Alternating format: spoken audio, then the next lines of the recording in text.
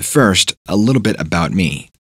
I've been working in Yellowstone for 8 years now, and with it, it's about to be 2015. It's going to be almost 9 years come March.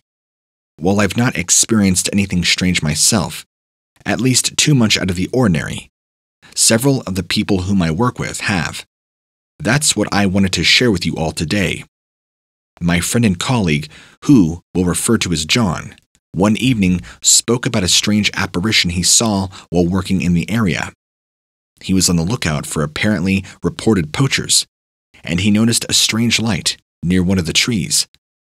At first, he thought nothing of it and continued his rounds throughout Yellowstone's main park portion. Later on that evening, however, he had returned from his watch to scan someone had broken into a nearby vehicle. However, before John could investigate, something appeared to stop him in his tracks. John reported seeing a strange figure dressed in all black coming towards him from behind a tree. Puzzled by this, John had looked around but found nobody else there, except for himself and the strange figure who came out of nowhere. As curious as to what it wanted with him, John had turned around only to find nothing at all. The next morning he returned to the area, only to find all doors of the car and the vehicle completely intact, whereas last night it had been smashed, windows shattered, and vandalized. He was beginning to think he was having hallucinations. As years went on, strange anecdotes began to pop up about this weird phenomena or presence reported in and around Yellowstone. There were reports of people hearing weird mechanical sounds like that of a steam train was approaching them from behind. And of course, when they would look, there was nothing. To see cars damaged with their windows smashed in for no reason, just after having driven past empty campgrounds for miles away from any human settlements. But then, when returning to the vehicle, nothing happening at all. This one, though, really stood out to me. I've heard many reports of people seeing that they went at the time to be children, running around with glowing eyes. Some even describe them as having long claws on their hands and feet, like some sort of monster out of a nightmare.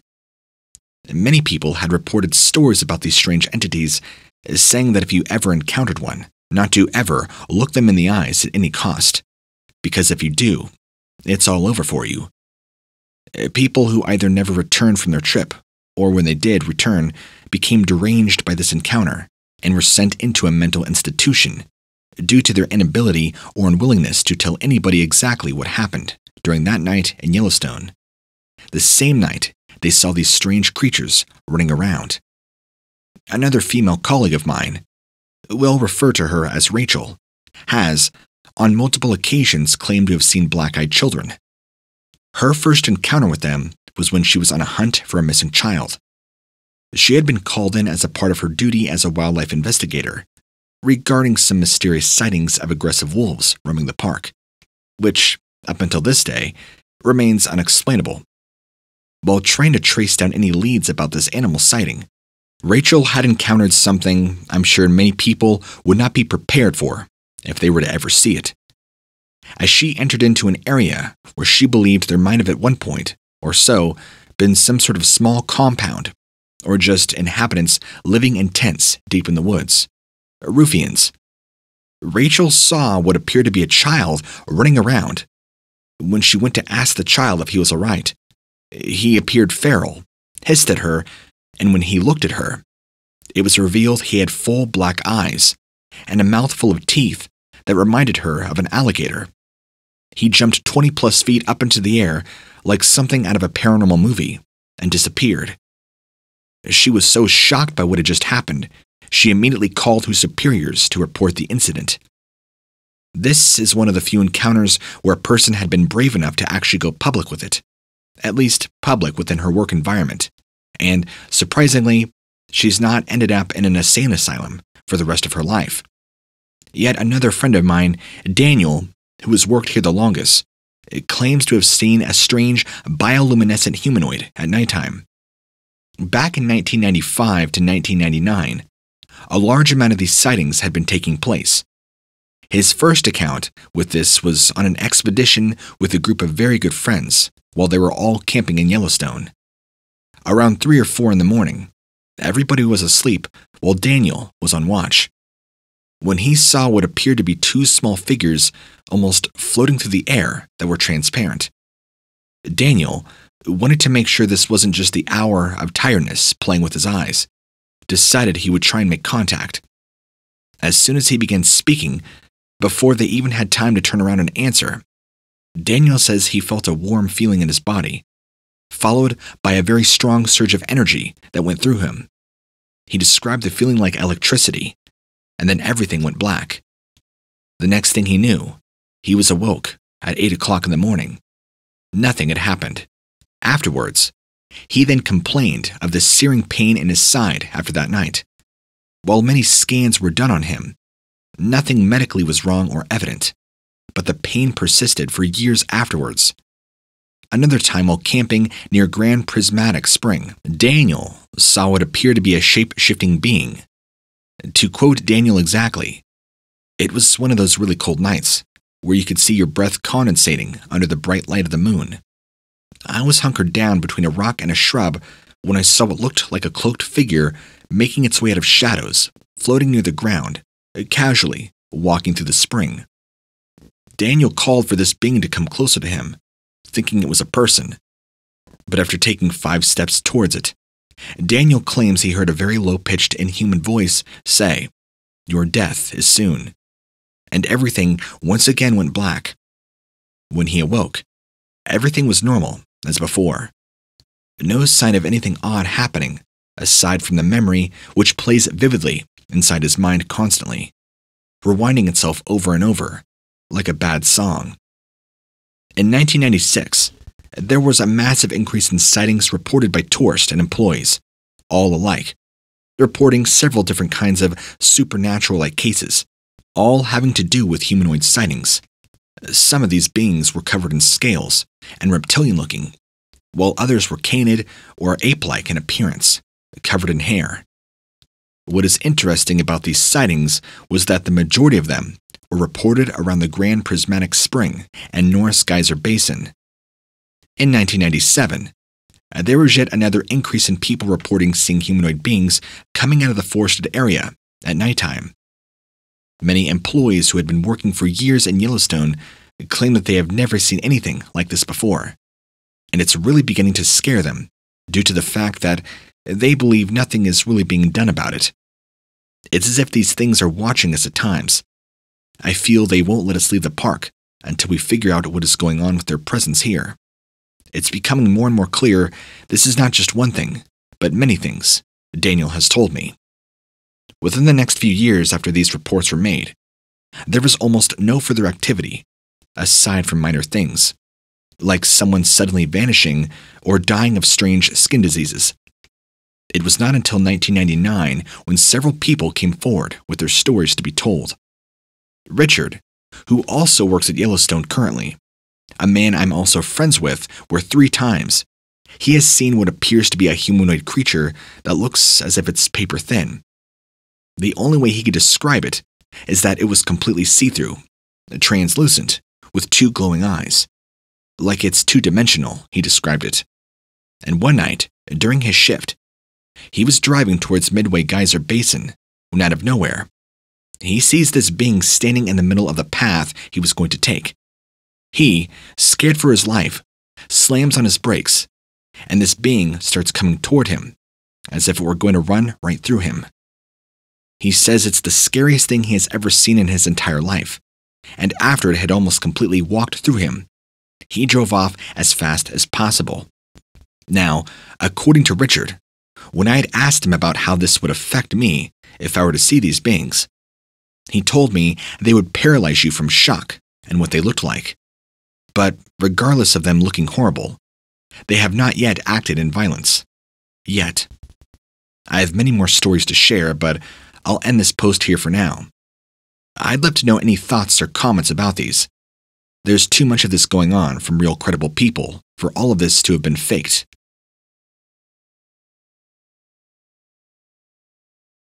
I used to work in search and rescue, otherwise known as SAR, years ago. I noticed that your channel talks a lot about conspiratorial type of stuff, and figured you would find this information interesting. While I was not stationed or anything at one specific park, I oftentimes assisted in many of the Yellowstone National Park searches for missing persons. I'm here to tell you, many of the stuff you hear about is true. One of the gentlemen we found, who was around 24 years old, was the first body we had found. It was concluded that he was killed in a strange ritualistic killing. He had been gutted and hung to drain the blood. We found his body in an area that was somewhat secluded, but could still be seen by the road. I'm not sure how many people even go into this area, or even what's around, because it's located roughly 6 miles off a main highway. This area is thick with forest and large pine. I can't recall why his death was so weird compared to the others who were victims of grizzlies or other animals, but there were some oddities about this man's death. He had 2 puncture wounds on either side of his abdomen, one directly in the center right above where his appendix would be, as if he did not have them removed when he was younger. The other side was on the left, closer to his spleen. He also had a puncture wound directly in the center of where his heart is located. We were all confused as to how this puncture wound was done, because if he was hung upside down, wouldn't it make sense that there would be one on each side of his body? But he was also gutted and drained of blood. Another body we had found was around 2 months later. This was in July. It was an older lady, 58, if I'm remembering correctly. The woman was an avid hiker, and in the best shape of her life. She had a loving family, a very warm person. You know the type. When she had been reported missing, we did not find her until 3 days after. Her body wasn't laid out, but it was submerged in a small pond. We all had the same thought. How did nobody see her with all the water being searched by choppers going overhead? She too had puncture wounds on her chest and stomach, just like the man found 2 months prior. Her stomach had been torn open, and it appeared that she had bled to death from those wounds. Her body was later dumped in this pond. We also discovered a lot of hikers who went missing during this time during certain months, most of which occurred to go missing from January to May. There were also multiple cases where people somehow decided, hey, I'm going to go off trail today, and they get lost. Luckily for us, they usually find their way out within hours or possibly a day at most. But there were cases of people disappearing entirely. And when you do that, you're dead. I know there are rumors about what goes on in Yellowstone. The only one about disappearing, though, is truly real. You should look into it if you haven't already. It's not really something park rangers openly talk about, so I can understand if nobody knows much about it, other than locals and news who have heard stories passed down. Before this gets too long, I'll share one last bizarre account with you.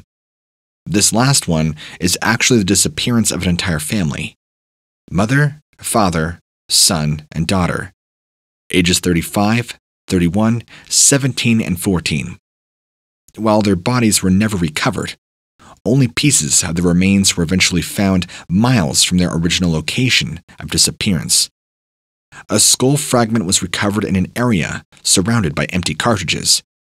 You can imagine what happened, but I'm not going to give you the conclusion because it's sickening. This family wanted to have a happy time at Yellowstone, so they loaded up their minivan and drove 6 hours from Arkansas. Sadly, they never made it back. As far as I know, nobody knows exactly what happened to them. It's just mere speculation. There were 4 of them, so it wasn't like somebody could have taken all of them without any others noticing. One thing is for sure, whatever did this got away with doing heinous acts committed upon this family. We still don't understand how this thing or person stays hidden when there are people out there looking. But if it is out there, we're not sure who could be next.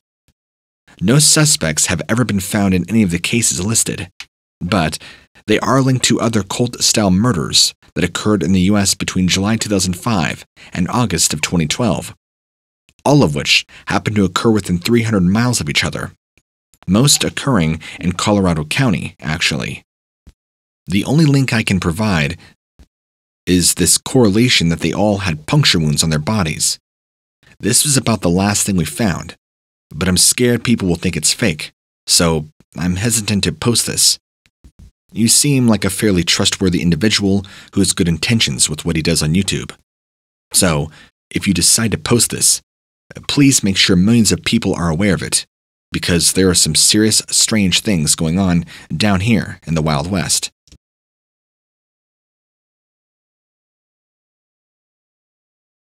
My findings have been incredibly disturbing and have been happening for the past 6 years. In recent years, since 2018, activity seems to have exponentially increased. We've been finding mutilated deer carcasses, severed animal heads, and other various gore on the far reaches of Yellowstone Park and surrounding areas. We're not sure if this is a person or persons doing such atrocious acts. We've noticed the frequency in which these incidents occur to be similar to that of a working job schedule, and therefore point towards a human being going out there to do work each night for this purpose. Very pattern-oriented. The mutilations seem to be extremely violent in nature, often sever limbs, other various things kept with them, including their bones. The majority of these animals have been found, deer mainly, essentially cut from the sternum, up through their ribs and spine all the way through their head from one side to another, bearing their insides on both sides of their body upon discovery. Oftentimes, we've found deer hung upside down from trees, hanging on high branches, sometimes 60 feet up on large pine trees. The strange thing is that they're almost surgically cut open, or it looks as if their wounds have been seared, like with a laser or something. We found one doe that was drained of all its blood and missing its insides, including the liver. The deer was also high up in a tree, hanging upside down when we found it. The oddest thing about this whole story is that it's been happening for years. Nobody wants to talk about it. And it's only in recent times that people are starting to take notice, after social media especially has becoming more increasingly popular. Only recently have I even seen information similar to my findings on various Facebook posts and commentaries of locals who've lived here their entire lives. Not in Yellowstone Park, but in the surrounding area. These tragedies do not just know the national park, but are happening all over the country, and people, believe me, are taking notice to this. The people of the Yellowstone area had believed that these mutilations were caused by aliens, or some other form of paranormal entities for quite some time now, but never had any real evidence to back up their claims, until more and more began taking notice due to more information being shared. Nowadays, my findings have been shared thousands of times across several social networking sites. I have no idea what's causing these animals to be killed in such horrific ways, or why this is being done, but I hope that somebody can find out soon. Until then, the park rangers will continue to do our best to discover more information on who or what it is doing this and put a stop to it.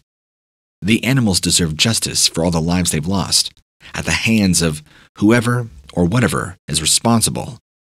These are atrocious acts.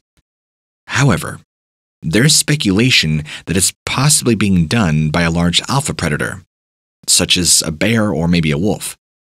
The only problem with this theory is that these animals are in no way eaten on. It's almost always done in areas far from where the animal was killed. One doe we found sitting in front of her baby fawn when she was discovered dead. The doe had been gutted and left by the baby deer for perhaps hours to days before we found her. The fawn was also dead. We also found one male buck, missing his sexual organs, and another female deer inside of a field completely drained of all of her blood. No apparent outside wounds, cuts, or scratches on their body, except for one minor gash here and there, like they'd get stabbed by something. I would also like to note that neither of these animals have been found to show any signs of decay. This includes things like insects or signs of decay odor. It's as if they've all been killed and brought to the spot they were found in within a matter of hours. It doesn't make much sense.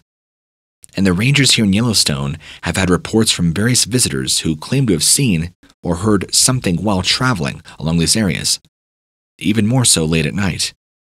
These sightings include white, red, green, or purple lights floating through the sky, usually associated with the UFOs, according to several witnesses. Many people who live around this area believe that these UFOs are ultimately responsible for what we've been seeing each year, since first starting to notice it back in 2003. This is also near West Yellowstone, Montana, right outside the northern entrance into our national park here. I'm not sure how true this information really is, just from my findings. If anything, I hope somebody can find out soon and stop whatever's doing this to these animals. I don't want to see any more animals killed in such terrible ways again. If you've seen any strange lights floating through the sky at night over the past 10 years, or have an encounter with a cryptid here in Yellowstone Park, please share it with us by leaving a comment below, or sharing on your account if you have one. We would love to hear from other people who think they might have somehow come in contact with these beings and could help us solve the crime. We believe that there's something out there very nefarious, and we want to get to the bottom of it.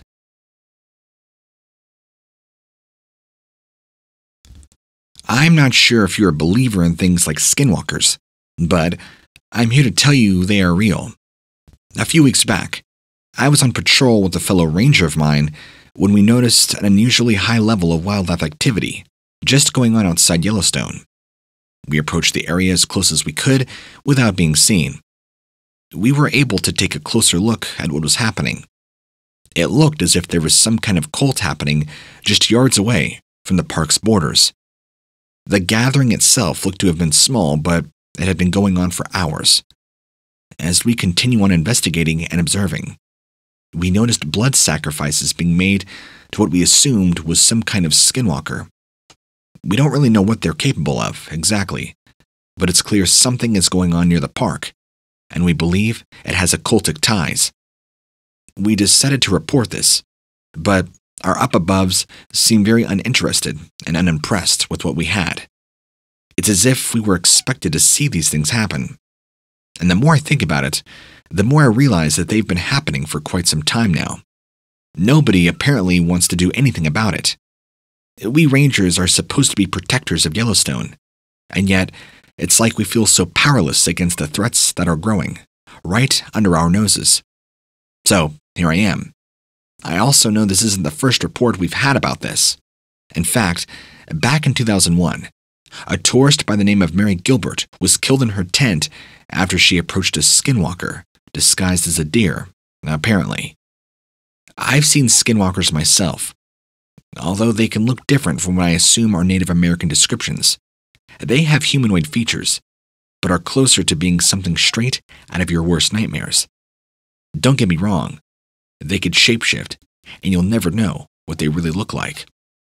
The only way to tell if it's an actual skinwalker is generally their eyes. Their eyes will look far more human than any animal you'll have known. I'm afraid for my life. These are very dangerous entities. They will stop at nothing to accomplish their goals, and they are capable of killing with relative ease, and also love to kill. I can no longer ignore this issue, so I'm putting the burden on you, the reader. I want you to tell everyone that you know about this problem. Rangers need your help, if we are ever going to get rid of them once and for all. One last thing. If you've never seen of or heard of a skinwalker before, I suggest you read up on them. While they are primarily Navajo entities, their dark magic is known throughout the world. There's no telling what they might do if they come and try to kill you. I've worked in Yellowstone for several years now, and it wasn't until more recently we've been having issues with these Dogman creatures. Campers have been complaining of the issue, and we're not allowed to say anything to anyone. Our supervisor wants to keep all of it super hush-hush. Well, I'm here to tell you they are very real, and I believe they have made a den deep within the confines of Yellowstone. This is my story that I'm sharing with you about my experience with these beings. Let me start off and say we've already received several complaints from campers who were in a specific region of the park. Things were escalating more and more, and campers had complained of seeing these canine creatures encroaching on their campsites, terrorizing campers. We were called within a Code 3, and we had to investigate the situation thoroughly. The day it happened, We were sent out to an area just northwest of Yellowstone Lake. It was off of Elephant Back Road, along the banks of the river at the edge of this vast lake. My partner and I went up to investigate and find out what was going on for sure when he got a call from our captain, saying there was apparently no need for us to investigate any further. It turns out some hunters may or may not have been hunting in that area and supposedly scare these creatures off. So basically, the first day, we did not end up finding anything, which wasn't shocking since I believe we'd have to take our searches even further. Now, the real experience occurred while another ranger and I were driving around in our truck, taking the long way back to the office after a routine patrol. We weren't trying to find anything per se. We just wanted to get back since there was nothing for us to do at that time.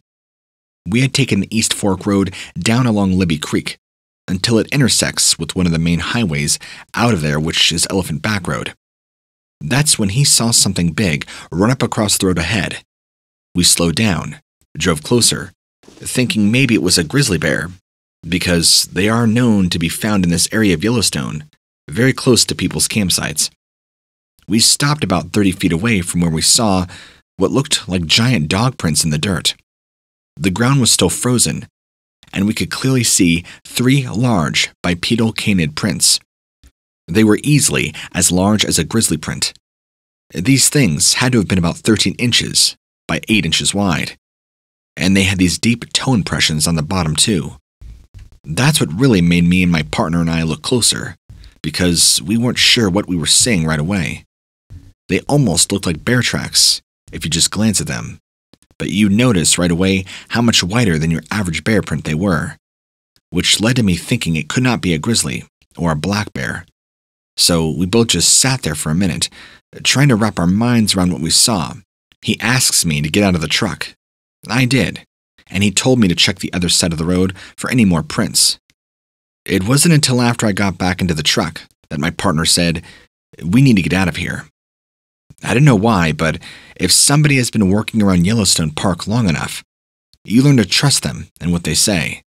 So I did what he asked, without questioning. He began driving away, faster than normal, obviously spooked. When we reached this small roadside area where people would stop to see different sights along Elephant Back, that's when it happened. My partner slammed the brakes on our truck and just stared off into the distance. I asked him what was up. He tells me it's them. I could hear movement alongside my vehicle as I scanned my surroundings. This is when I saw several large bipedal figures that appeared blatantly canid. There were 3 of them, and they were moving tactfully. It appeared as if they were getting ready to flank us. They were coming at us from our right side. I reached for my gun, but before I could grab it, there was this giant bang that sounded like a gunshot and made me jump. I looked at my partner, only to see him looking behind us. So I turned around and saw this huge, the 4th one of the pack, breaking these massive branches as it forced its way out from the brush into the open. We needed to leave now. I knew it wasn't a bear. I knew these were giant canines. And also, this whole situation had changed my life forever. We put the pedal to the metal. I was in shock. My partner never said a word.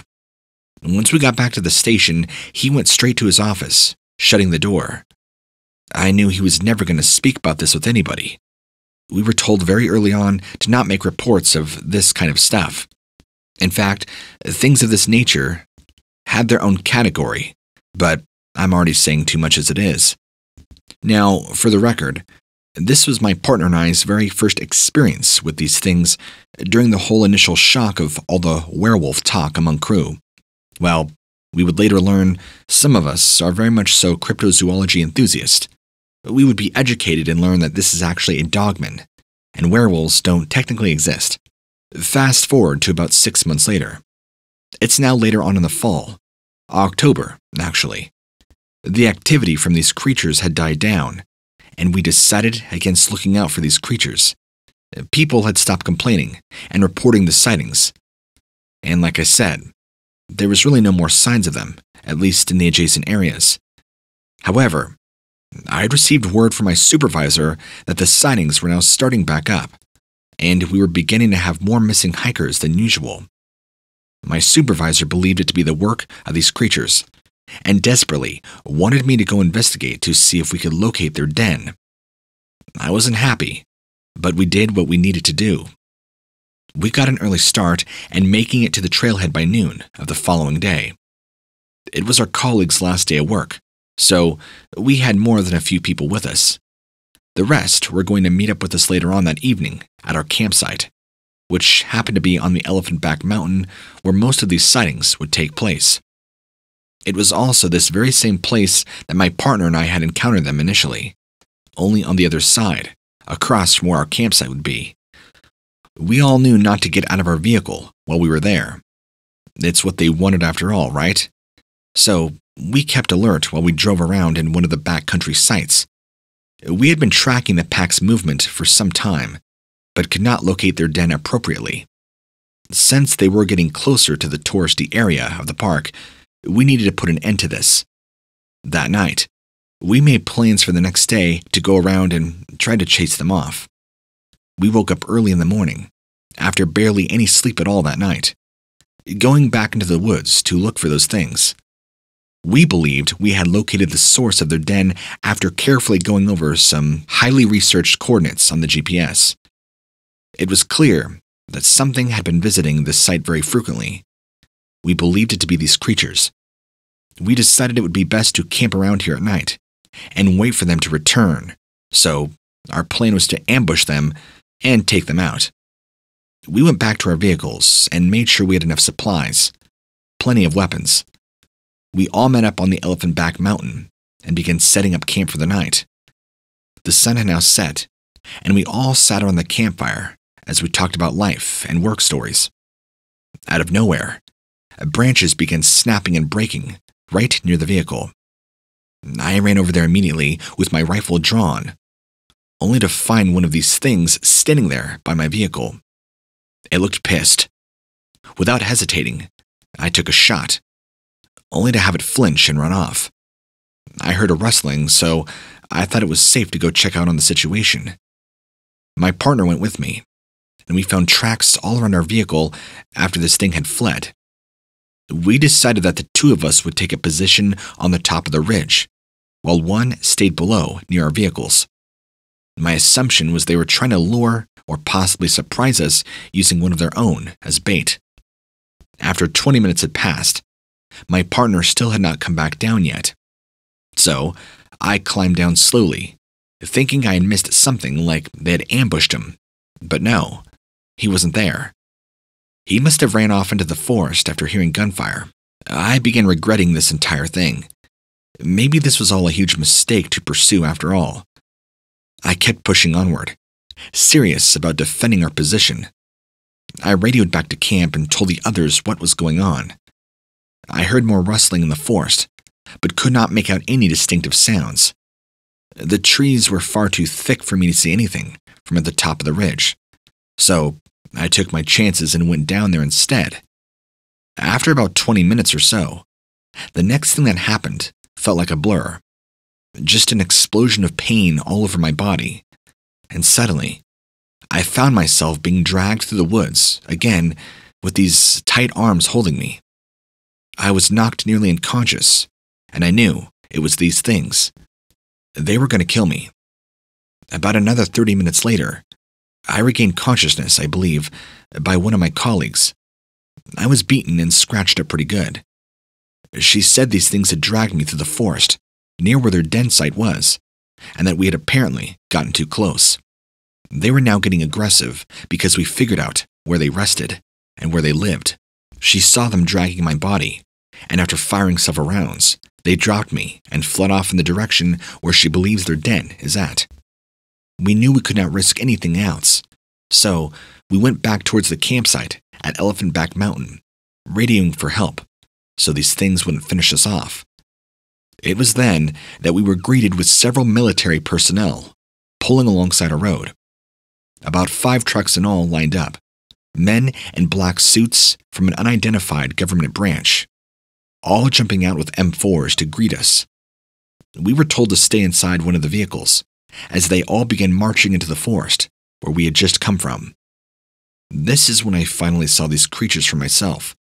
Now, it was much more visible by the headlights of these military vehicles. Even though I only saw a faint glimpse here and there, they looked human, but not quite so. Far more human than what I had seen. Almost like a Neanderthal or a Homo erectus type being, but very canine-like. Shorter, but still bipedal, and resembling somewhat of a human. The last 2 times I had seen them, it was darker so I could not get every detail. But their intent was very hostile, as they kept pacing back and forth, and an eruption of fire broke out.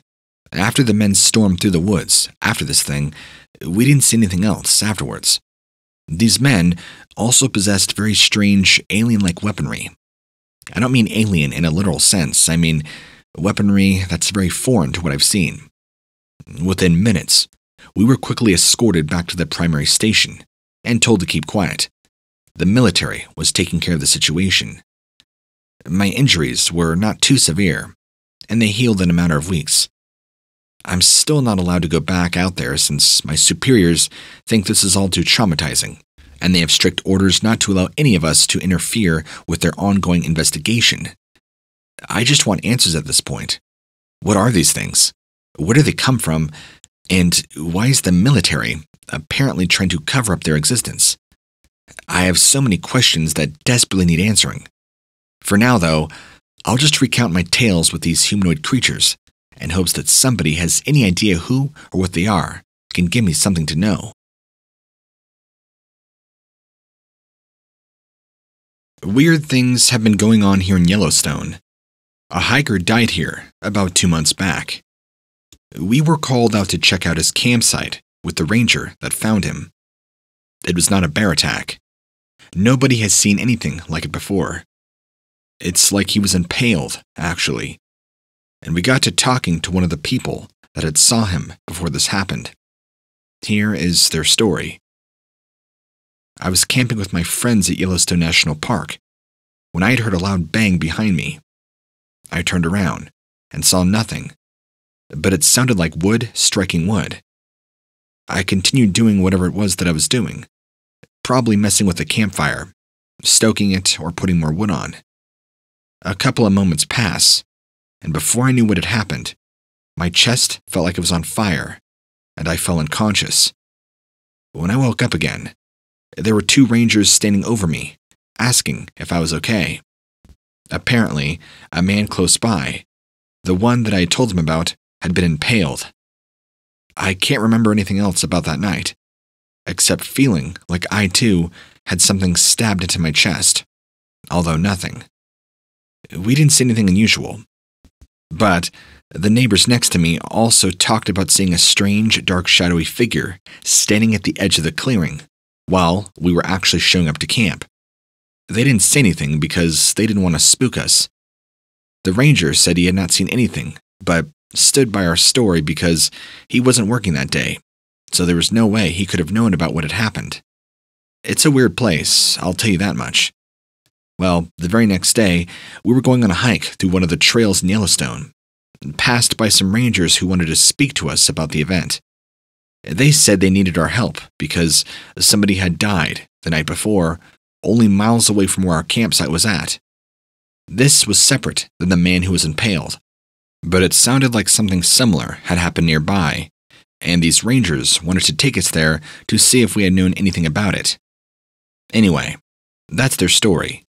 I'm a ranger, and my partner Sarah and I decided it would be best if we went to investigate ourselves into these things.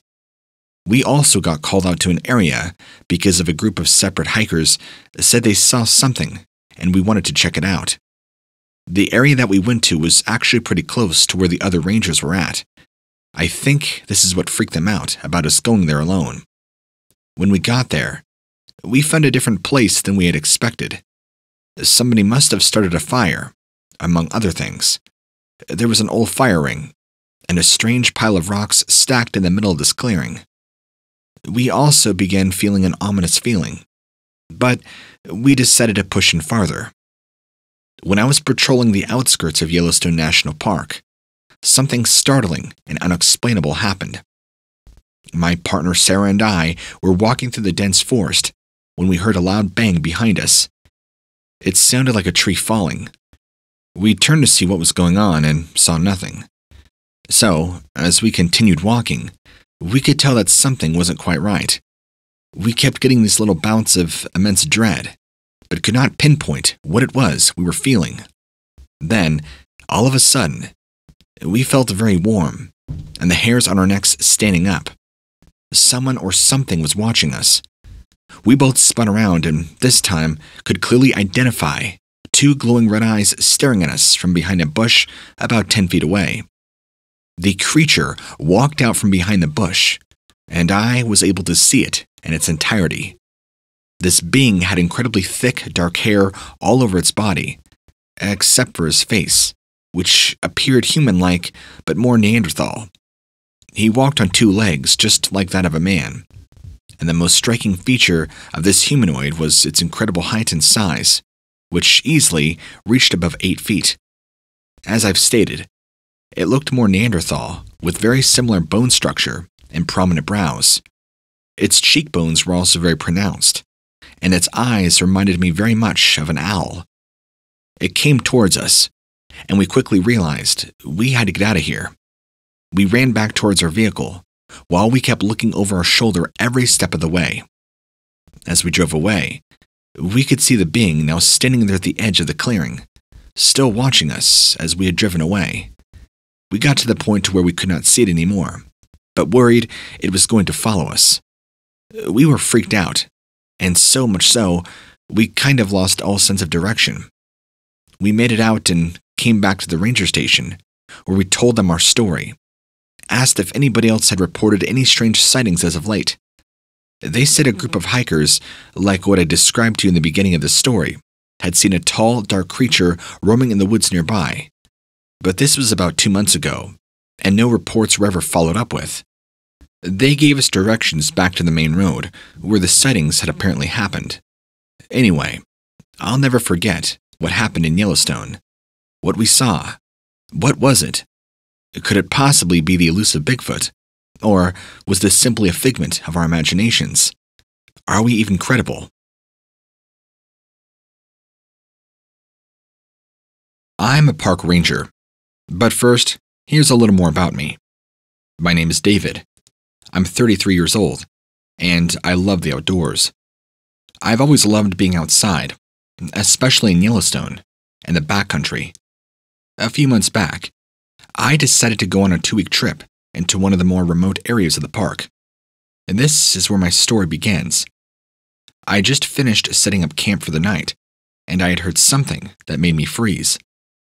It appeared like someone was whispering my name from a distance away, but was so faint it may have been simply blowing wind, playing with tree branches, or overactive imagination, causing hallucinations. But sometimes, your gut just tells you things you can't explain. And I knew whatever was out there was not anything good. Then, another sound caught my attention, an unnatural scream from deep within the forest surrounding me. I was startled. I knew that sound wasn't anything natural. The hairs on my neck stood up, and without wasting another second, I threw my tent open, grabbed all of my stuff, sprinting as fast as I could away from camp. After about 2 hours of running, with adrenaline pumping through my veins like a drug, I collapsed onto the ground, exhausted and out of breath. But at least whatever was behind me could not catch up now, or so I thought. That feeling you get when you wake up from a nightmare is what I now felt. Now, let me just say, I've heard mountain lions before. It's not funny. But this was not a normal mountain lion, at least one I've ever heard. The voice or scream that I heard had a deep, raspy quality to it. It was like the sound of somebody forcing their air to make it raspy, but also distorted. The same sound had no definitive location. It was as if I had heard it coming from both behind me and ahead of me at the same time. But it could possibly be somebody who is in need of help, and the sounds of the forest are just causing reverberation distortion. I couldn't just leave them there to fend for themselves. especially if it really was somebody. So, very quickly, I got up and acted, grabbing my stuff and heading in the direction that I heard the scream, even though my gut was screaming at me not to. It was not long before I caught sight of this campsite. Everything was torn apart. It looked like it had been ravaged by some wild animal, maybe wolves or something. All that remained were pieces of fabric, ripped edges, and some bloodstains. But then, I saw something that really freaked me out. Footprints. Huge ones. Whatever had come to my campsite was big, about 8 feet tall if not more. It seemed to have 3 toes per foot, and its stride was incredibly long, almost 4 feet from one footprint to the next, which made anything smaller like my tiny prints seeming laughable in comparison. Then, I began to get this horrible feeling coming over me. I just knew this was a bad situation all around. I started to run off, but then I began to hear faint whispering my name, coming from deeper beyond the woods. The whispering seemed to be coming from all around me. I knew that whatever it was had come here. It was still out there with me. And the only thing I could do now was to keep going. So, I ran into a clearing about a mile or so away from my campsite, then stopped in my tracks to rest for a minute. I looked down at the ground beneath me. There were more tracks. I tried to leave as fast as I could. Although it was rough, I feel I was this close to being eaten by something that was most certainly not a bear, far more human than a bear could ever be. And let me tell you, if monsters in the woods really exist, I was about to cross paths with one. And fortunately for me, I made it safe out that night, and a little while later, I had got a chance to speak to my boss about my experience. Nothing really made sense about the whole situation, so there's my story. I'm still not sure what I encountered that night. The screaming, the prints, the abandoned campsite, all of it. Was I hallucinating? I'm not sure. What if what happened to me was real? And what if it isn't a question of if, but a question of when that happens again? I know very little about the paranormal or supernatural, but this event has definitely made me a believer. If whatever was out there with me still exists, then I hope it never comes back to do this, or worse, to anybody. God knows what it might have done to me or the people in that campsite.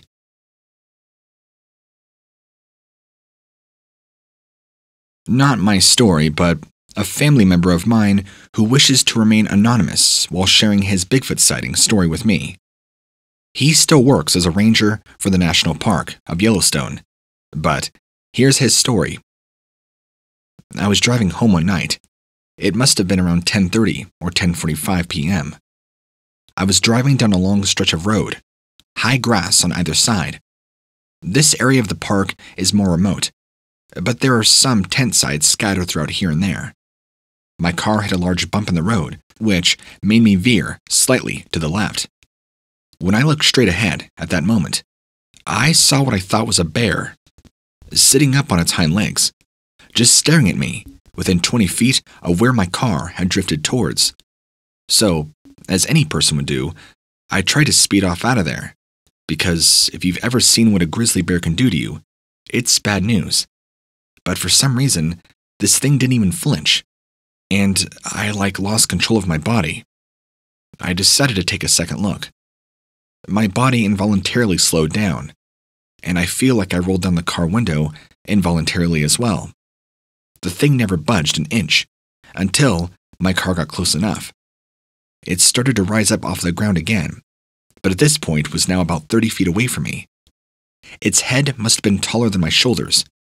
All I could see was this massive, dark brown head staring back at me, with eyes that were completely red. And not like a deer or raccoon eyes, but almost human-like reflective red in color. The thing had intelligence in its eyes, and then it roared, which shook me to the bone. So, I drove off as fast as I could. When I got home, my father was asking me what took so long. It's not the first time that something like this has happened.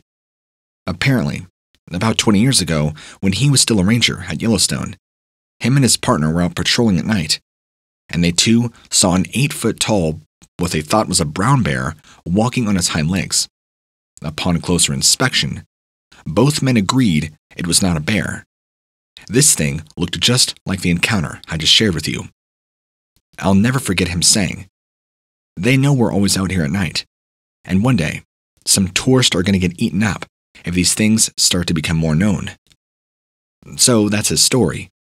He told me that back then, and there was a lot of news about what people were seeing with this creature called Bigfoot. He thought something like that had happened to his own father. He's not sure what they saw, but both men agreed it was not human or any known animal at Yellowstone before tonight. Also, around the same time of his sighting, he told me too there were lots of strange lights in the sky and weird sounds. Other people, like campers and hikers alike, had reported seeing weird beings in the park. There's definitely something going on there. I guess about 10 miles down the road from his initial sighting, there's another ranger station, where about 20 years ago, back in the 70s, a ranger saw one of these creatures on the side of the road. His claim was that it was all covered in hair and walked upright, but also on its hind legs. Apparently, it was carrying a dead deer, with its neck broken. This man, my family described, had been a ranger for a long time, had never seen anything like it. He described the creature as very similar as the other two. He said it looked very familiar, almost like he had seen it before, except this being looked much more aggressive. People have also reported missing pets or livestock over the years, and not just in the national park, but in the surrounding area, which they also believe to be caused by something either supernatural or possibly by these creatures. I don't know if it's just my family telling stories, but after today, I'm starting to believe something strange is going on. I cannot say 100% conclusively that these things exist, but with so many reports over the years with what my family described, I'd say they're most certainly real.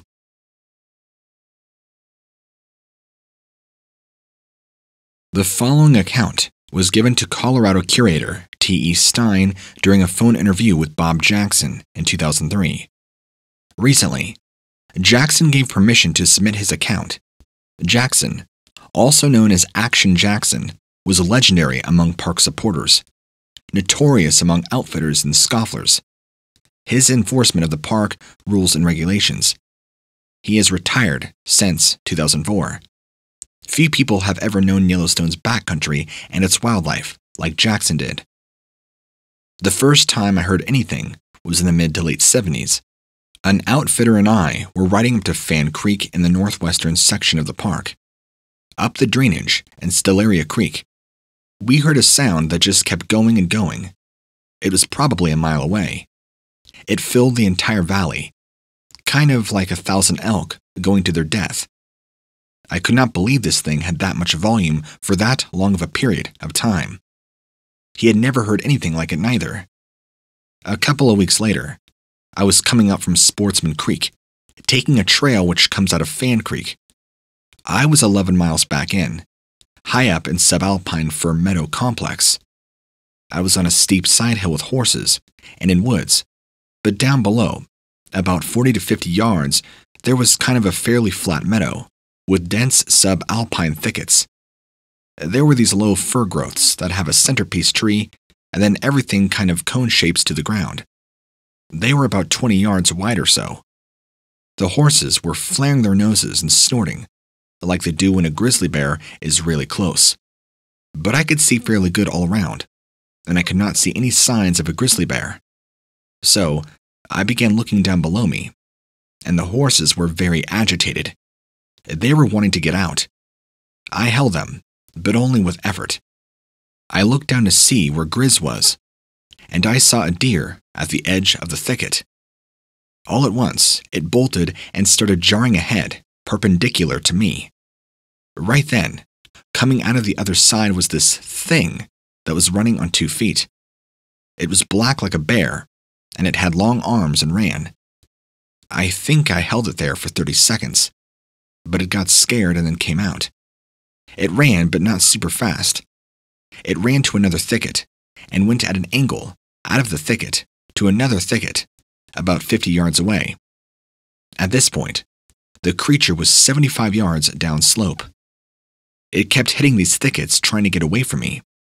I've never seen a bear do that. They'll always take a straight line. The first thing I thought of was bear, but right away, I realized this bear was shaggy, and it was not a bear. It was also intelligent. I have never seen a single animal trying to pick up protection as it fled. I tied that together with the sound on the other side of the drainage. It wasn't that tall. It looked like it was maybe 6 foot, maybe 6'5". The side of the face looked like it had a lot of fur.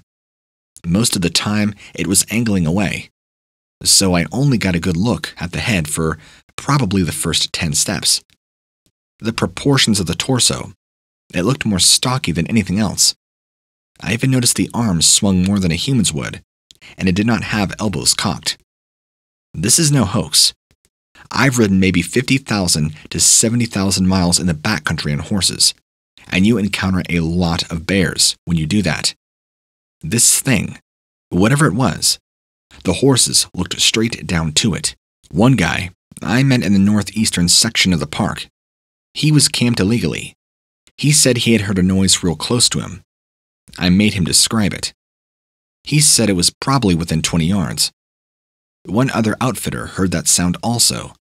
This would have been back in the early 80s for both of those.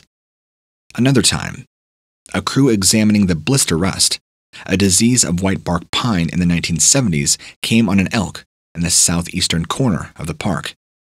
They came on a deboned elk and saw these real big footprints. They got kind of scared and headed out.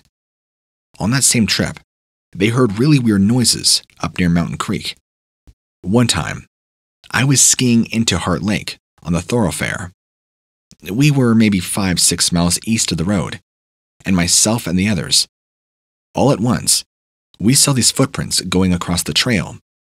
There was not any path, and nobody had used to ski that far in back then. These were real big footprints stretched out far apart. It was deep snow, but it was a fairly distinct track. That was the first and only track I've seen. In early to mid-80s, in the same drainage as Mountain Creek, we were just coming into Howell Creek Cabin near Eagle Creek Pass at 8,500 feet. We were coming in right before dark, and we heard that noise. I timed it at 26 seconds, about 300 to 400 yards beyond the cabin up the drainage. I checked the next day, could not find any footprints. Whatever that thing is, it doesn't let up to take a breath. It's like mechanical, rhythmical. I can't begin to describe it. It isn't like a mountain lion or a bear, and a bear can make some pretty weird noises. I heard no other reports of Bigfoot until 3 or 4 years ago. I was in Mountain Creek, and I heard this thing again. A district ranger once took sightings from a backpacker near Bella Lake that would have been in the 70s, west of the south entrance. Apparently, the person watched one on the other side of a small lake for 10 minutes. The ranger felt the witness was very sane. Now, let it be known that Jackson's crusades against the practice of creating salt licks to draw an elk for easy shots just outside the park's southeast boundary earned him lifelong enemies among local outfitters. He also campaigned against their habit of leaving large portions of the carcass behind. Meat that habituated grizzly bears learned to come running for the sound of gunshots. The bears that learned to scavenge the carcasses often got into confrontations with hunters and outfitters, leading to their deaths. During his career, Jackson spent a great deal of time in the park's most remote backcountry, including the thoroughfare, the place in the lower 48 states that lies furthest from a road. This is believed to be the first time Jackson has ever publicly talked about Sasquatch. If you have an encounter you would like to share with me personally, please send it to the email below at stories@whatlurksbeneath.com. I would love to read it to my fan base. Also, don't forget to comment, like, and subscribe for more things paranormal, dark, cryptid, and monsters.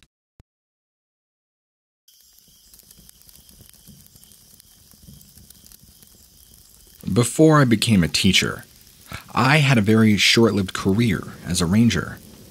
I'd grown up in a heavily forested area and had been an avid hiker and camper. It had seemed like it would be fun and a pretty easy job. Right after college, I got hired by the National Park Service and even had a brief placement in Utah before being relocated to Tennessee, specifically the Smoky Mountains. It was a beautiful area, and I was really looking forward to spending summertime there. Instead, I got the summer of hell. It began well enough. As a newbie, I was doing a ton of patrolling, routine safety checks, which was fine by me. I got to roam around the gigantic park, sometimes going hours without seeing anybody. A few weeks in, I got the first weird call. A family had reported animal tracks all around their site. It wasn't a big deal. All parks have some wildlife. But when I got there and saw what I saw, I clearly thought one of the other rangers was messing with me.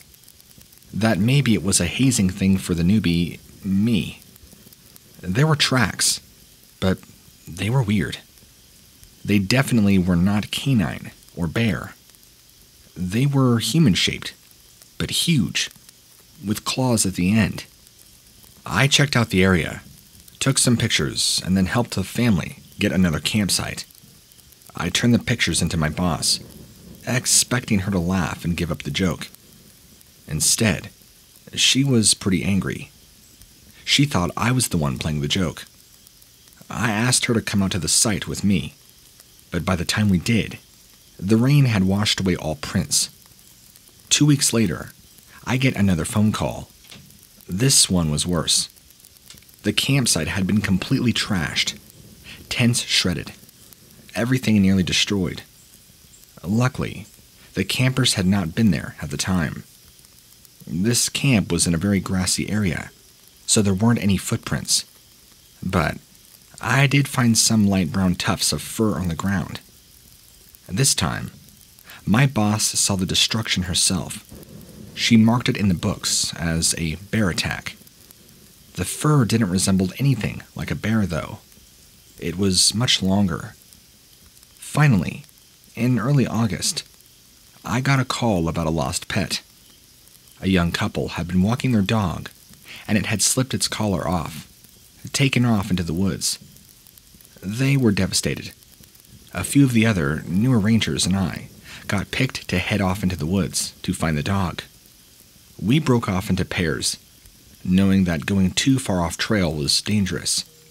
I was with Brian, a decent guy I had sort of become friends with the last few months. We walked for hours, doing our best to cover our area. We whistled and called out, but did not see any sign of the dog. There were 2 hours left of daylight, and we had not got any other pressing calls. We agreed to stay out until dark before going back to the parking lot. As the sun began setting, we turned around and made a beeline for the nearest trail. We still had maybe 20 minutes or so until we got to the trail, and then we would have yet another 15 minutes on the trail itself. We felt bad about not finding the dog, but there was nothing else we can do. Halfway to the trail, we began hearing the noises. Growling sounds, a low howl. The missing dog was a lab. Labs did not howl like that. No dog I've ever heard of does. We grabbed our bear spray, hoping it would work. It was almost dusk now, so inside the forest, it was getting quite difficult to see. We looked around, but could not identify any source of sounds. We kept walking, hoping to leave whatever it was far behind. At the same time, Brian and I noticed an odd-looking tree. It looked like it had been mauled. Huge scratch marks and missing branches, not unlike what a bear will do. I pulled out my flashlight and looked around the base of the tree. There again were the huge footprints, and they were not a bear's. In fact, they were just like the ones I had seen months back, and they were huge, or human-like. Claws at the end, and very narrow. This time, though, somebody else was seeing them with me. Brian's eyes got pretty huge, and he began swearing. We were suddenly very aware that we were alone, and it was nearly dark. We were still far from help. We picked up our pace, going quickly as we could in the twilight. We kept hearing the crashing and grunting sounds, but kept moving. Twice, I saw a dark shape run past, but the trees made it impossible to see what it was. It was large, tall, which was concerning, to say the least. We were nearly running as we approached the trail, or where we thought the trail was. We had to be within yards of it when the creature came barreling out of the woods, crashing right into us. I had a glimpse of a dog-like face before it knocked me into Brian, and we both went tumbling down the slope together. We rolled for seconds before hitting a tree. I looked back up the hill to get a better look at what had come at us. Staring down at us with glowing eyes was a creature I only thought existed in people's nightmares. It continued to stare and growling as we locked eyes. I could clearly see drool dripping from its mouth, and this had me petrified. Brian was frozen too, staring at this animal. Dark matted fur, towering high above us, built like a beast. It easily could have been lifting weights. Finally, I snapped to and grabbed a large branch for a weapon. Brian and I limped out of the forest, bruised and sore. It was well past dark by the time we got to the parking lot. The other rangers were waiting for us. They were worried, asked why we were so late. Under the lights, they could see that we were totally scraped up, and we explained what had happened. Before they could even respond, I showed them the shallow claw marks on my shoulder, where this creature had hit me. I told them that it was some kind of upright wolf or dog. I had no idea how else to describe it to them. Even though I had Brian backing me up, nobody believed us. My boss was just angry at me, threatened to reassign me. So I quit. I'd had enough of whatever that thing was roaming in those woods. Coincidentally, that missing Labrador was never found, and I can't help but think that the animal that I had discovered that day had something to do with it.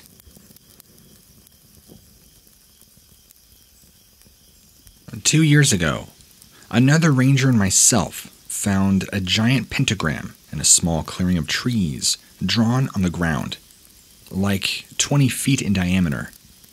Most of the trees surrounding it were locust and had black beads hanging from the thorns. We found it at night too, but clearly whatever took place was several days prior. Fast forward to last night. We see a car parked at the dead-end road near that area. I figure it's just people fishing, but we decide to go check, make sure it's not an illegal campsite. Well, we get down there and can't find them, so we begin walking to the shoreline, stumble upon two women sitting inside of another pentagram, holding hands and chanting. They had a blanket down and a bunch of books. There was also a piece of driftwood in it, where they made an altar out of various fruits and leaves. Made contact with them, and they kept insisting it looked weird, but they were just messing around.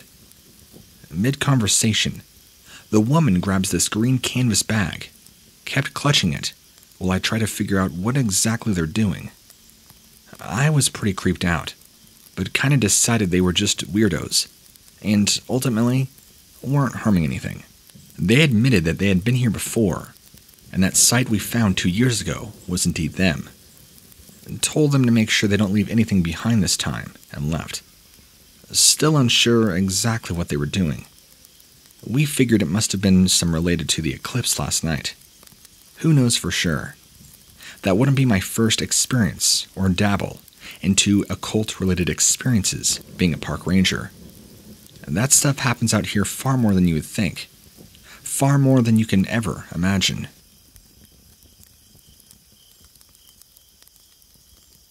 For anonymity, I won't say exactly where this happened, but I will tell you this did occur somewhere in the Pacific Northwest. I was doing my usual patrols one night when I get radioed from one of my colleagues that suspects he's found 3 unmarked graves. Well, I come over, check it out with him, and it does indeed look like just like that. And it does appear to have 3 large holes that were dug recently and then covered up, just in the shape as you would digging a grave. The police came in and excavated these holes, and it turns out we were right. They were unmarked graves, but for who and why? Out here in the middle of nowhere, about 7 miles from the nearest hiking trail. It made no sense. The graves were pretty fresh, but the bodies in them were very badly decomposed, mostly bones. What's very disturbing about this story is that all 3 bodies exhumed from those graves were all very, very large men, 7 to 8 feet tall. No, these were not Bigfoot. These were clearly human skeletons, just 3 gargantuan-sized men, clearly decomposed. So we had all these questions. Where did these people come from? Why were they naked? There were no traces of any clothing. Why were they so badly decomposed, and who buried them? I can't remember if I told you already, but this was right around 85, 86. And the police and the coroner were all just as baffled as me and my colleague were. Easily one of the strangest finds I've ever had, even to this day.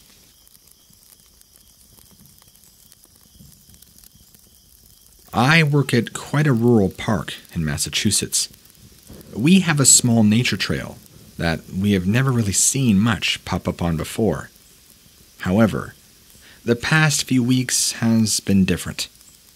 2 weeks ago, we got a report of a raccoon tail and entrails on the trail, something we have never heard of before.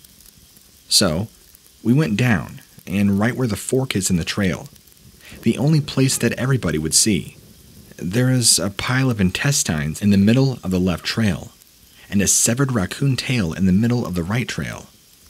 Once we looked ahead, we found a raccoon head right at the start of the fork, staring straight out of the entrance. There was no blood, no bones, no anything. Just those parts. We went down a little bit and found a rock that had a bit of trash near it. Very unusual for our trail. It was the perfect rock to be able to sit on and be able to see the entrance of the trail without anybody seeing you. Right in front of the rock was a skeleton. So at least we found the rest of the raccoon, right? Wrong. This skeleton had its head intact, with its fur in a pile next to it. A different animal. We have had rangers on this site for years who have never seen a dead animal anywhere close to the trail. We just found 2. Since then, some other weird things have popped up. One in particular was a knife thrown into the middle of the overgrown area at the trail. The other of which looks like some type of pentagram logo drawn into the ground with a small square and triangle in it. We still have no clue why it was there.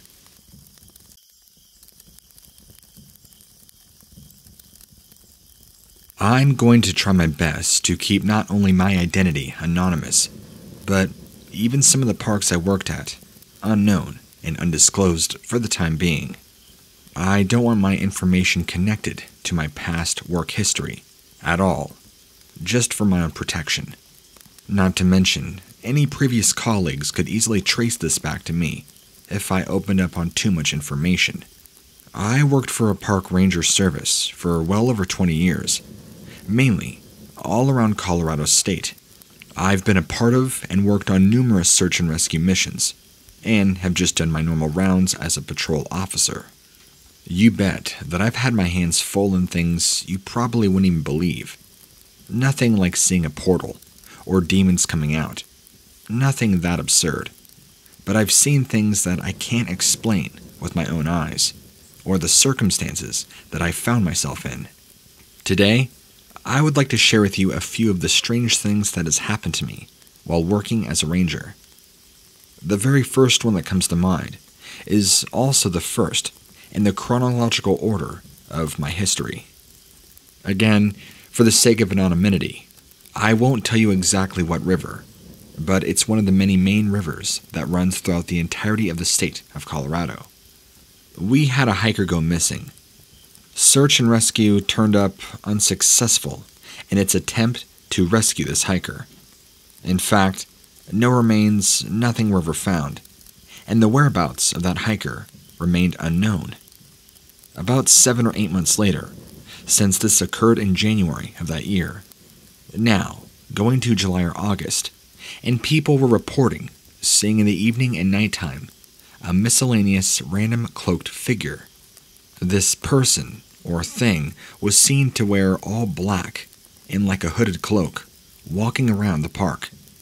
Nobody stopped them and asked them who they were or where they were going. I guess they were probably too scared.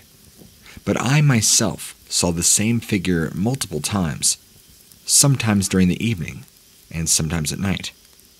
On numerous occasions, I tried stopping them, but they always seemed to vanish out of thin air, like I was seeing some sort of hallucination or possibly an apparition that looked like a full physical being.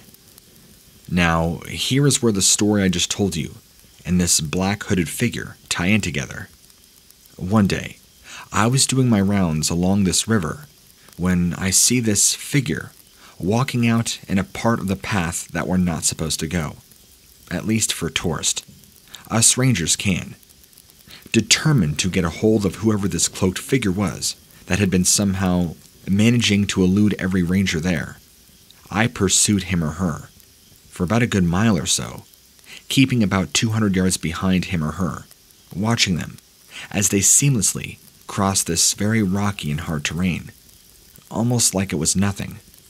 I followed this figure all the way, for maybe 2 miles at most, to a large clearing in the woods, where I found a tattered backpack that had been severely weathered and worn out. Well, turns out, the backpack actually belonged to the girl who had gone missing back in January of that same year. A follow-up investigation was sparked because of the newfound evidence, and her remains were actually found probably within 50 feet of that clearing. There was nothing but bones left, and she had actually been buried about 3 feet under the ground. No signs of her ever actually being buried, though. It's as if she had just been buried in the ground forever ago, and just completely dissipated. Being in the ground for that long, you would see traces of other things, like clothing, or jewelry, or anything else. But she was so badly decomposed, being just bones, and even the bones were in such old condition. It was as if she had been buried there for hundreds of years. A DNA analysis proved that it was indeed her, and further refinement with dental records also proved it was her. But nobody could explain why she was buried naked, or why she was so badly decomposed in such a short amount of time. Which means that whoever this hooded or cloaked figure was a prime suspect. And maybe it was intentional, maybe it wasn't. But this figure led us to this girl's remains.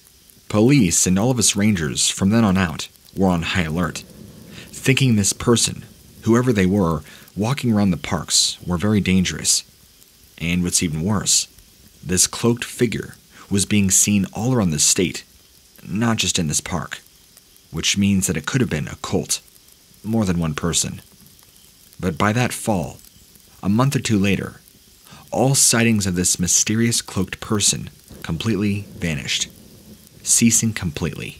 Nobody's entirely sure if that figure had anything to do with the murder or the remains of that woman, but after that, we never saw them again. Have no explanation for why or what they were.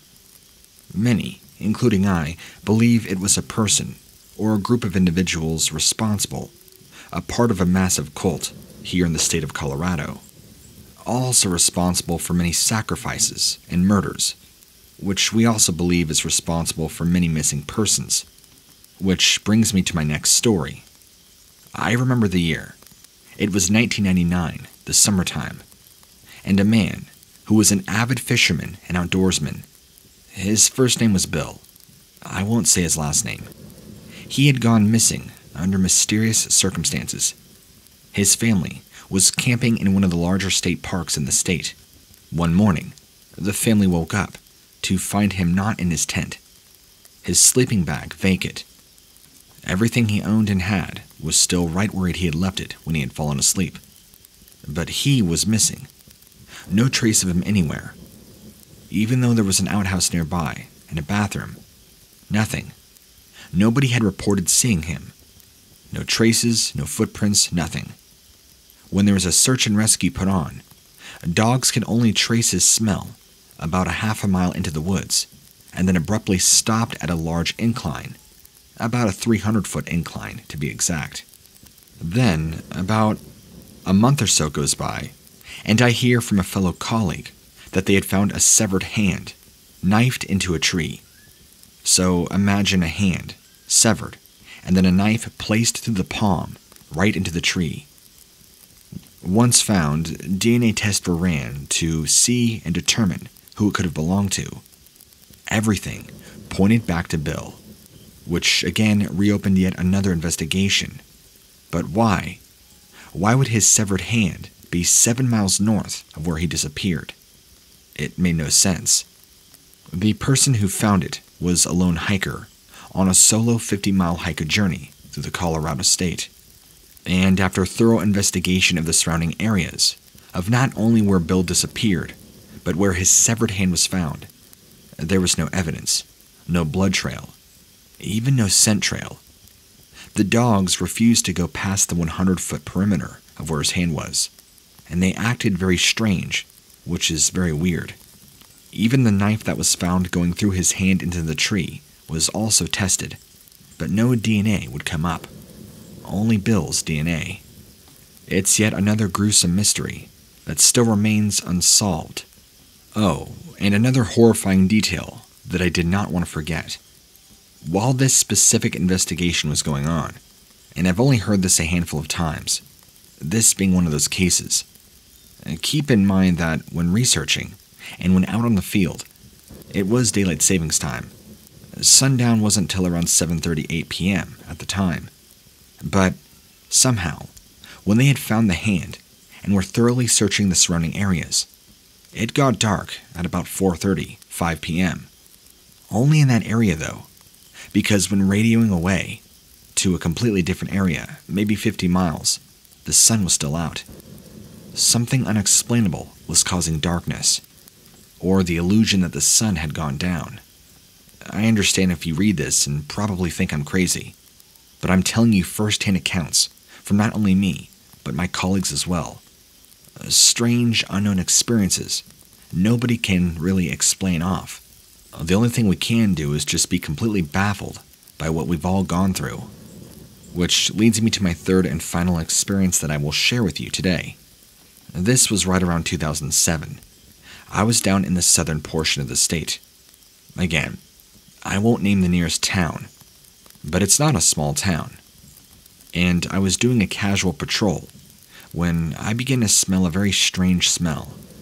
It was kind of like a cross between wet dog, death, and a very thick, musty odor. My first thought was that a pack of wolves or something had killed a large elk, but the odor just kept growing in intensity. Then I began to feel like something was watching me just beyond the trees. Feeling immediate danger, I grabbed hold of my pistol and began scouring the area just in case I might be under attack. God only knows if there's somebody that hides in the woods that will try to attack you. That was my first thought. Then, as I'm looking, I see this large brown figure standing about 2 trees in, just beyond the tree line. And from where I'm at, I'm gonna guess this figure was easily 8 or 9 feet tall, massive, covered in hair, and poking its head out beside the tree to look at me. For about 2 seconds, I saw this animal or creature's face, and it was really, really ugly. Let me just stop and say that I've heard multiple accounts of Bigfoot. I've read stories, I've heard people talk and show me casts. I've even seen the Patterson film. I feel I have a general idea of what they should look like. But this thing that I saw looked nothing like a hominid, or any sort of Neanderthal or advanced ape. Its face was almost protruding outward and had a short, flat snout.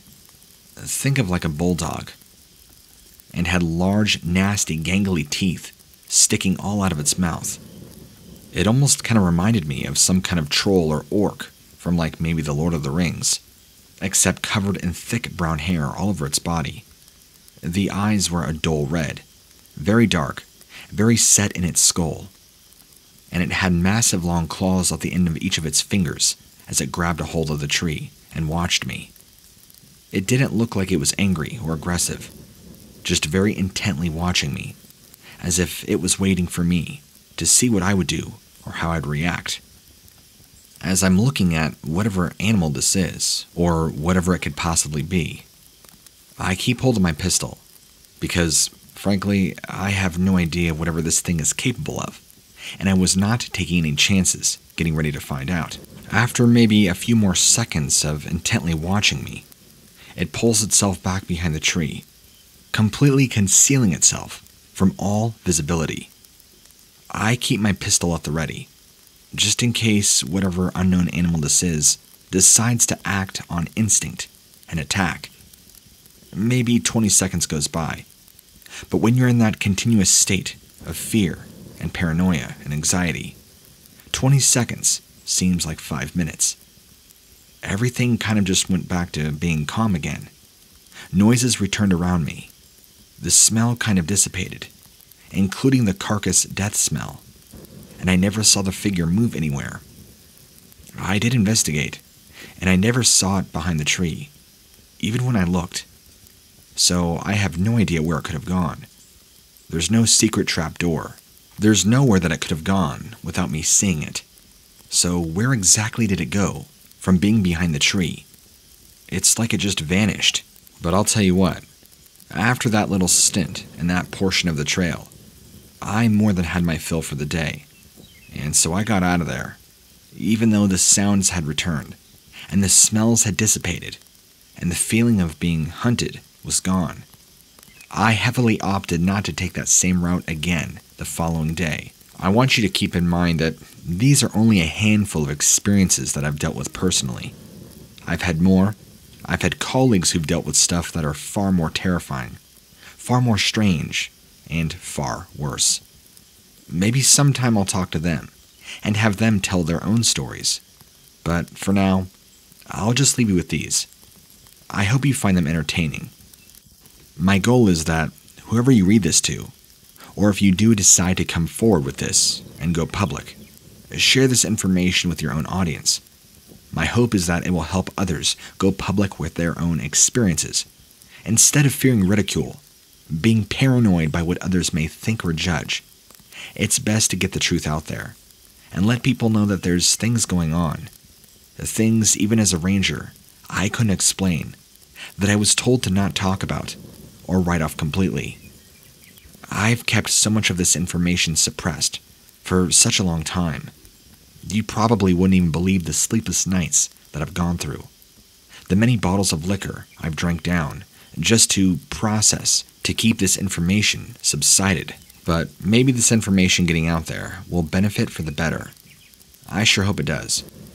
As always, let's keep in touch. I would love to share more encounters with you. I got a bunch, ranging from all different varieties. Just let me know. If your audience enjoys these, well, I'll be more inclined to share more.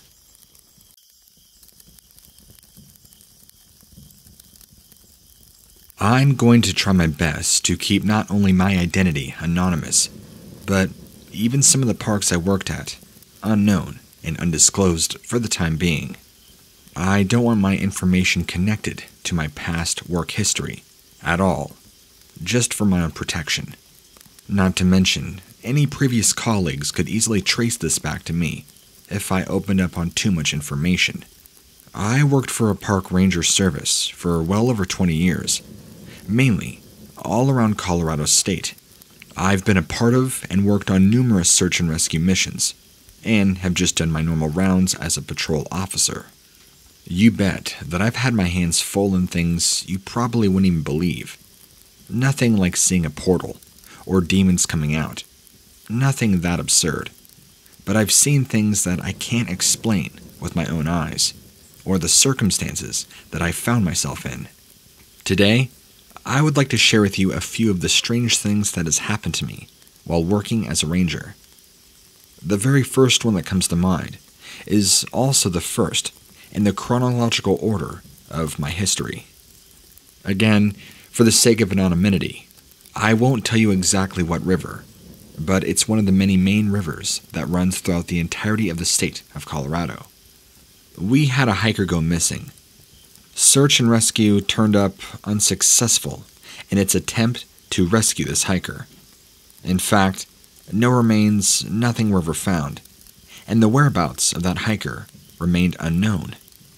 About 7 or 8 months later, since this occurred in January of that year, now going to July or August, and people were reporting seeing in the evening and nighttime a miscellaneous random cloaked figure. This person or thing was seen to wear all black in like a hooded cloak, walking around the park. Nobody stopped them and asked them who they were or where they were going. I guess they were probably too scared. But I myself saw the same figure multiple times, sometimes during the evening and sometimes at night. On numerous occasions, I tried stopping them, but they always seemed to vanish out of thin air, like I was seeing some sort of hallucination or possibly an apparition that looked like a full physical being. Now, here is where the story I just told you and this black hooded figure tie in together. One day, I was doing my rounds along this river when I see this figure walking out in a part of the path that we're not supposed to go, at least for tourists. Us rangers can. Determined to get a hold of whoever this cloaked figure was that had been somehow managing to elude every ranger there, I pursued him or her for about a good mile or so, keeping about 200 yards behind him or her, watching them as they seamlessly crossed this very rocky and hard terrain, almost like it was nothing. I followed this figure all the way, for maybe 2 miles at most, to a large clearing in the woods, where I found a tattered backpack that had been severely weathered and worn out. Well, turns out, the backpack actually belonged to the girl who had gone missing back in January of that same year. A follow-up investigation was sparked because of the newfound evidence, and her remains were actually found probably within 50 feet of that clearing. There was nothing but bones left, and she had actually been buried about 3 feet under the ground. No signs of her ever actually being buried, though. It's as if she had just been buried in the ground forever ago, and just completely dissipated. Being in the ground for that long, you would see traces of other things, like clothing, or jewelry, or anything else. But she was so badly decomposed, being just bones, and even the bones were in such old condition. It was as if she had been buried there for hundreds of years. A DNA analysis proved that it was indeed her, and further refinement with dental records also proved it was her. But nobody could explain why she was buried naked, or why she was so badly decomposed in such a short amount of time. Which means that whoever this hooded or cloaked figure was a prime suspect. And maybe it was intentional, maybe it wasn't. But this figure led us to this girl's remains.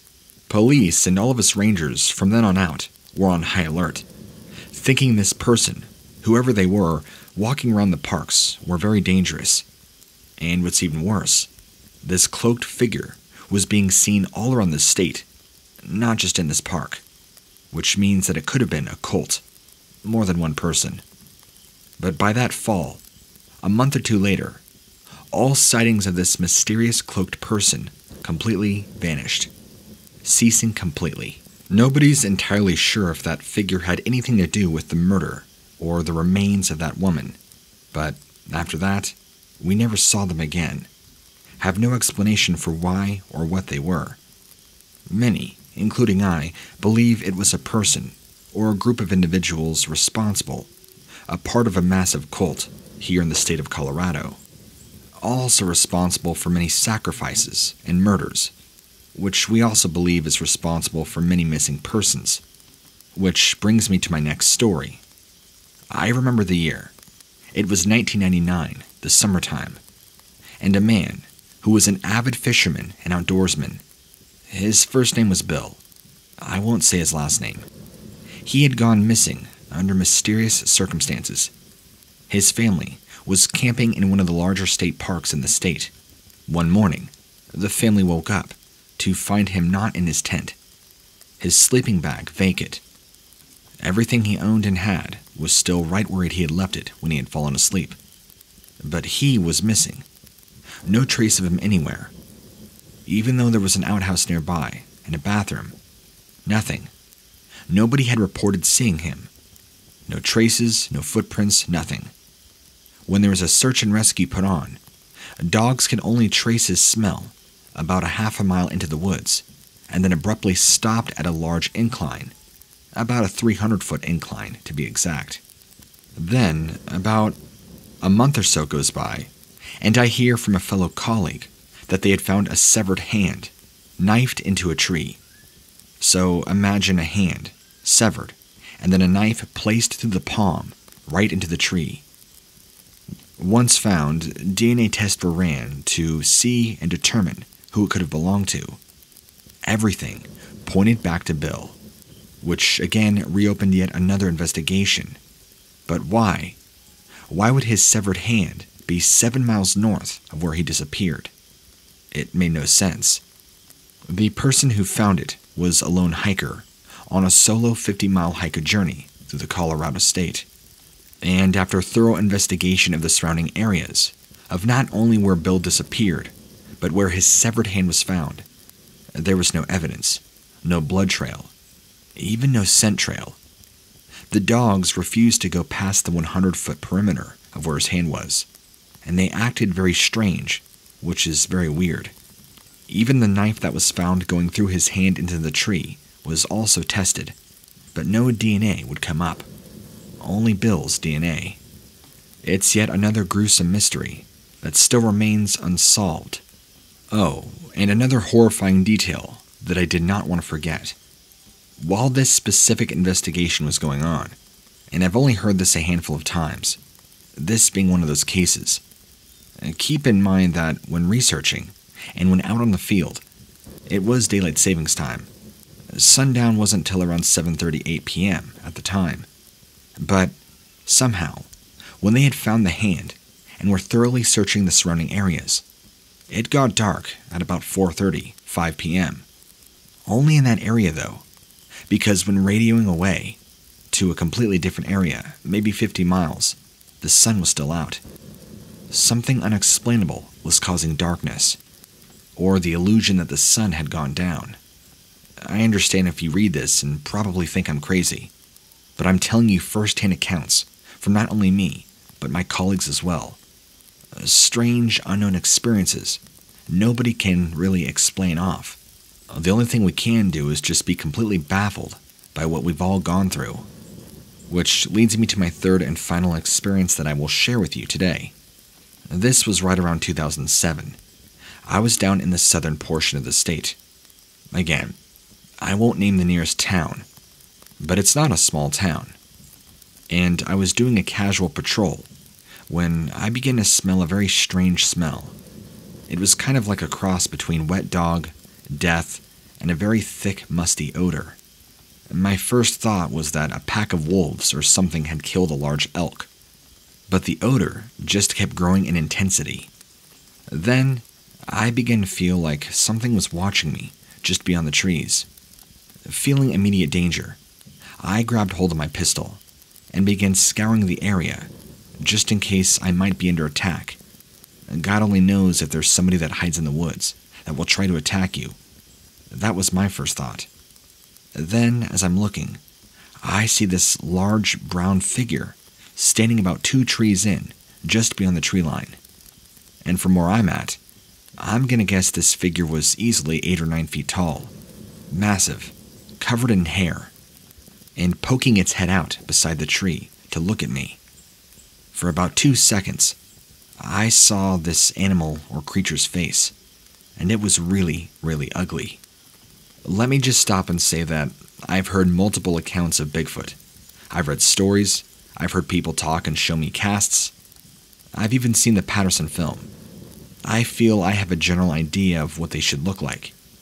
But this thing that I saw looked nothing like a hominid, or any sort of Neanderthal or advanced ape. Its face was almost protruding outward, and had a short, flat snout.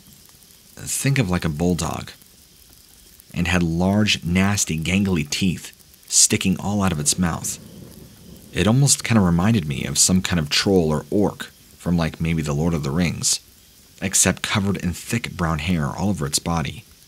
The eyes were a dull red, very dark, very set in its skull, and it had massive long claws at the end of each of its fingers as it grabbed a hold of the tree and watched me. It didn't look like it was angry or aggressive, just very intently watching me, as if it was waiting for me to see what I would do or how I'd react. As I'm looking at whatever animal this is, or whatever it could possibly be, I keep hold of my pistol, because, frankly, I have no idea whatever this thing is capable of, and I was not taking any chances getting ready to find out. After maybe a few more seconds of intently watching me, it pulls itself back behind the tree, completely concealing itself from all visibility. I keep my pistol at the ready, just in case whatever unknown animal this is decides to act on instinct and attack. Maybe 20 seconds goes by, but when you're in that continuous state of fear and paranoia and anxiety, 20 seconds seems like 5 minutes. Everything kind of just went back to being calm again. Noises returned around me. The smell kind of dissipated, including the carcass death smell, and I never saw the figure move anywhere. I did investigate, and I never saw it behind the tree, even when I looked. So I have no idea where it could have gone. There's no secret trap door. There's nowhere that it could have gone without me seeing it.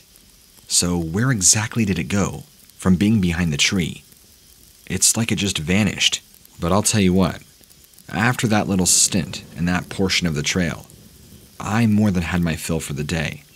And so I got out of there, even though the sounds had returned, and the smells had dissipated, and the feeling of being hunted was gone. I heavily opted not to take that same route again the following day. I want you to keep in mind that these are only a handful of experiences that I've dealt with personally. I've had more. I've had colleagues who've dealt with stuff that are far more terrifying, far more strange, and far worse. Maybe sometime I'll talk to them and have them tell their own stories. But for now, I'll just leave you with these. I hope you find them entertaining. My goal is that whoever you read this to, or if you do decide to come forward with this and go public, share this information with your own audience. My hope is that it will help others go public with their own experiences, instead of fearing ridicule, being paranoid by what others may think or judge. It's best to get the truth out there, and let people know that there's things going on, the things even as a ranger I couldn't explain, that I was told to not talk about, or write off completely. I've kept so much of this information suppressed for such a long time. You probably wouldn't even believe the sleepless nights that I've gone through, the many bottles of liquor I've drank down just to process, to keep this information subsided. But maybe this information getting out there will benefit for the better. I sure hope it does. As always, let's keep in touch. I would love to share more encounters with you. I got a bunch, ranging from all different varieties. Just let me know. If your audience enjoys these, well, I'll be more inclined to share more.